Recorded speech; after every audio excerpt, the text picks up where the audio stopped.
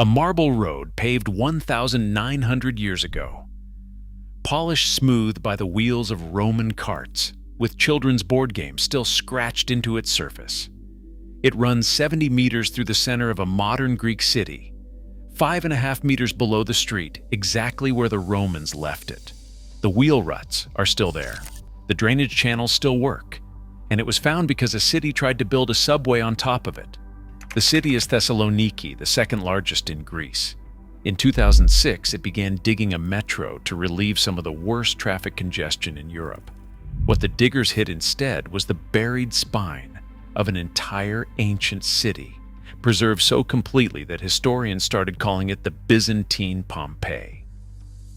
At the site of the future Venizelos station, 5.5 meters down, the excavators uncovered the Decumanus Maximus, the main avenue of Roman Thessaloniki.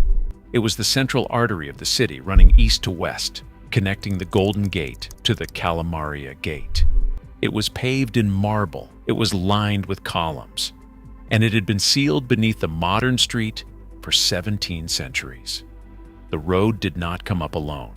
Lining both sides of it were the shops. There were bazaar-style stalls, organized into building blocks, with their walls still standing and their thresholds still worn. A monumental paved square surrounded by colonnades opened off the avenue. Beneath the Roman layer, the diggers found the older Greek street grid. Above it, they found the Byzantine market that had been built directly on top of the Roman road, reusing the same route, because for 2,000 years, this was simply where the main street of the city ran. Then the workshops appeared. Along the Byzantine market, archaeologists uncovered the benches where craftsmen had worked, jewelers, metalworkers, glassmakers, and potters. The tools were still there, including the matrices used to stamp jewelry, and unfinished ceramics, abandoned mid-production. Some of the workbenches looked as though the worker had stepped away and never come back. The road itself was wide. The Byzantine version of the avenue measured 5.5 to 6.5 meters across, a broad gravel and marble thoroughfare with connecting side streets branching off on both sides. Buildings pressed up against it and arcades sheltered the storefronts. This was not a quiet lane. It was the commercial heart of a city that, at its peak, was one of the richest in the Eastern Mediterranean. The gold and silver artifacts pulled from the shops along the road testified to exactly how much money had moved through this street. The avenue had a name in the Byzantine period. They called it the Middle Road. It is the same route that is called Ignatia Street today, the modern road that runs above it. The ancient road, the medieval road, and the modern road follow the same line through the city, stacked on top of each other, and separated only by the centuries of dirt that the metro diggers cut through to reach the bottom. What made the discovery extraordinary was not just the road, it was the completeness. Most ancient cities survive as fragments. A column here, a foundation there, a mosaic floor preserved by accident. Thessaloniki's main street survived intact, with its shops, its water supply system, its baths, its arches, and its commercial life frozen in place. A historian who visited the site gave it the name that stuck. He called it Byzantine Pompeii because, like Pompeii, it was not a ruin. It was a city, caught in the act of being lived in. The numbers grew with every season of digging. Across 6 of the 12 metro stations, archaeologists eventually recovered more than 300,000 artifacts. At the Sintravani station, they found a Hellenistic cemetery that rewrote what historians knew about burial practices in the period. At other stations, they uncovered roughly 5,000 tombs, some filled with gold grave goods. They found 750 individual pieces of jewelry. They found mosaic floors, one inscribed with a single Greek word, orophoros, meaning roof-bearer. They found an early Christian basilica, Ottoman inns, storehouses, and a Byzantine cemetery layered over the older graves. The discoveries were not confined to the city center. Back in 2012, during excavations for the metro depot at Pylaia on the edge of the city, workers had already uncovered the structures of an entire ancient settlement. The deeper the project dug anywhere along its route, the more of the past it pulled up. There was no section of Thessaloniki where the ground was empty. The digging continued for years, and the finds kept coming. As late as 2022, new excavations near the old covered market revealed the architectural remains of buildings that may have been part of a public bath complex, including a mosaic floor. Each new season illuminated another slice of how the city had lived between the 4th and 11th centuries, its commerce, its religion, its daily routines. The metro was not uncovering a single monument. It was uncovering the entire functioning body of an ancient city, organ by organ. It became the largest archaeological excavation in the modern history of Greece. The dig at the stations in the historic center cost 169 million euros. It spanned Hellenistic, Roman, Byzantine, and Ottoman layers. 600 years of continuous Byzantine history alone were recorded in the soil beneath a city that never stopped being a city. And then came the fight. The metro company, Attico Metro, wanted to remove the Roman road. The plan was to disassemble it piece by piece, number every marble slab, store the whole thing, build the station, and reassemble the road somewhere else afterward. From an engineering standpoint, it was the simplest solution. The station could be built on schedule. The antiquities would be preserved, just not in their original location. In 2013, a deputy minister of culture ordered the antiquities removed so construction could continue. The archaeologists refused. A Byzantine scholar named Paolo Odorico, director of a Byzantine Studies Center in Paris, visited the site and argued that moving the road would irreversibly destroy the structural authenticity of the monument. The value of the road was not just the marble, it was the fact that it sat exactly where it had been built, in its original relationship to the shops, the square, and the city around it. Move it, and you would have a collection of old stones. Leave it, and you would have a road. The city rose up. The former mayor of Thessaloniki wrote directly to the prime minister on behalf of a newly formed citizens' movement created specifically to protect the antiquities. An online petition titled "Save the Antiquities at Venizelos Station" gathered thousands of signatures.